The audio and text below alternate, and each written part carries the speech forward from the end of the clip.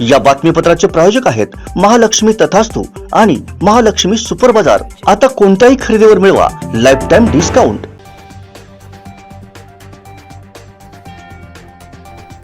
12वीचा राज्याचा निकाल 91.25% लागला असून 12 लाखांहूनही अधिक विद्यार्थी उत्तीर्ण झालेत। गेल्या वर्षीच्या तुलनेत मात्र या वर्षीचा रिझल्ट घटलाय।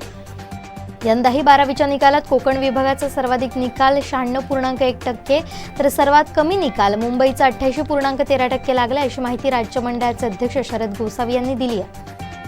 सावंतवाडी शहरात नव्याने उभारण्यात येणाऱ्या संत गाडगेबाबा भाईजे मंडईच्या भूमिपूजनासाठी येत्या मंगळवारी 30 मेला मुख्यमंत्री एकनाथ शिंदे सावंतवाडीत येणार आहेत। यावेळी त्यांचा भव्य नागरी सत्कार देखील करण्यात येणार आहे। 12वीच्या निकालात यंदाही मुलींनी बाजी मारली आहे। मुलींचं उत्तीर्ण होण्याचं प्रमाण 93.73% असून मुलांचा निकाल 89.14% एवढा आहे। मुलांपेक्षा मुलींचं पास होण्याचं प्रमाण 4.59% जास्त आहे। कणकवलीतील सेजल परबला 12वीत 94 गुण मिळून ती कणकवलीत प्रथम आली आहे। 12वी परीक्षेत कुडाळ ज्युनियर कॉलेजची विद्यार्थिनी प्राची मलियेनं अकाउंटमध्ये 100 पैकी 100 मिळवलेत। ती मालवणची रहिवासी आहे। 12वी परीक्षेचा वैभववाडीचा निकाल 97.8% लागलाय। कैलासवासी हेमंत केशवराव राणे महाविद्यालयाचा अनिकेत संतोष कुलकर्णी 88.60% गुण घेत तालुक्यात प्रथम आला। 12वीचा सावंतवाडी तालुक्याचा निकाल 96.86% लागलाय, तर मिलाग्रिस कनिष्ठ महाविद्यालयाच्या वाणिज्य शाखेची विद्यार्थिनी एरिका ऑगस्टिन डिसोजा ही 91.33% गुण मिळवीत तालुक्यात प्रथम आली आहे। कुडाळ तालुक्याचा 12वीचा निकाल यावर्षी 97.69% इतका लागलाय।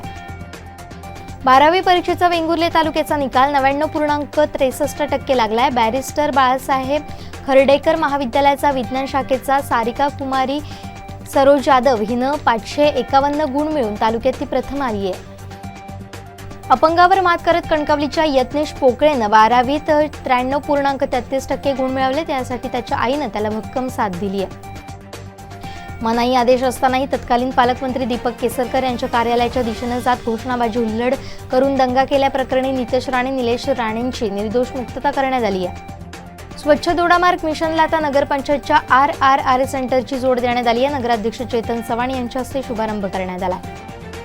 नैराश्यातून कोकीसरे पालकरवाडी येथील मोहन पांडुरंग शिंगरे यांनी कीटकनाशक पिऊन राहत्या घरी आत्महत्या केली। याबाबत चुलत भावानं पोलिसात खबर दिली आहे।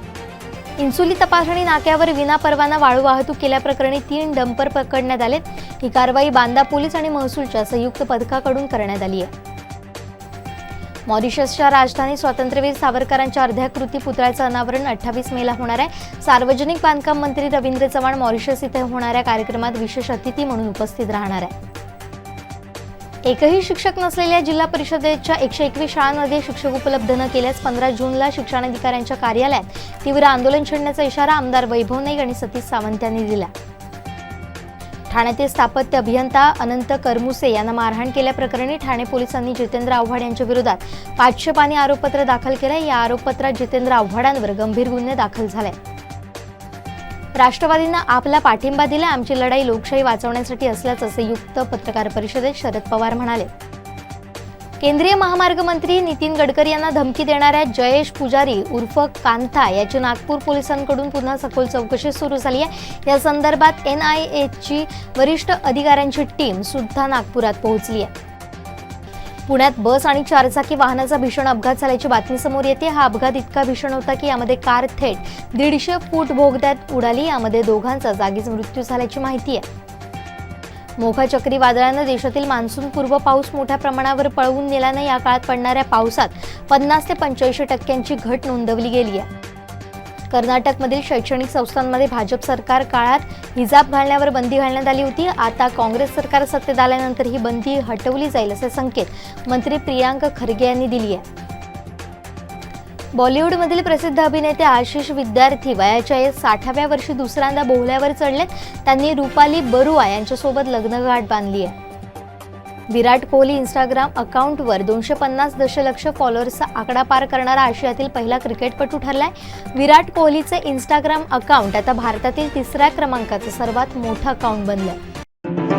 या बातमीपत्राचे प्रायोजक आहेत महालक्ष्मी तथास्तु आणि महालक्ष्मी सुपर बाजार। आता कोणत्याही खरेदीवर मिळवा लाइफ टाइम डिस्काउंट। आमचे दिवसभरातले सर्व अपडेट्स, ताज्या घडामोडी आणि थेट लाईव्ह पाहण्यासाठी सबस्क्राईब करा, लाईक करा कोकणचं नंबर 1 महा चॅनल कोकण 7 लाईव्हचं YouTube चॅनल.